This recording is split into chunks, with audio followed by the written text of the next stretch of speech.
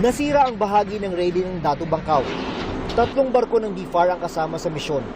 Ang BRP Dato Bangkaw, Dato Sanday at Dato Tamblot para magdala ng krudo at iba pang tulong para sa mga mangingisdang Pinoy.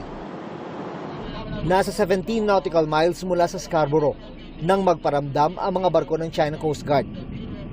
Bumuntot, gumilid, at humarang. Sa radyo, mayat-maya na ang pasok ng babala. Hindi lang mga puting barko ng China ang nangaharas, pati mga Chinese militia vessel. Dahan-dahang dinikita ng BRP Dato Bangkaw. Nagpalipad ng eroplano ang BFAR. Pero hindi lang tensyon sa baba ang nakita, kundi pati floating barrier sa bunganga ng bahura na ibinalik na naman pala ng China. Noong Setyembre, pinatanggal na ito ni Pangulong Bongbong Marcos. Pasado alas 9 ng umaga, nang magsimulang paganahin ng China Coast Guard ang kanilang water cannon.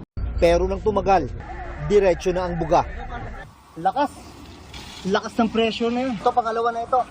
Diretso mismo sa barko. Attention all crew, code Fibra. Hindi bababa sa 8 beses binomba ng water cannon ang mga barko ng BFAR. Nayupi ang bahagi ng radar ng BRP Dato Bangkaw.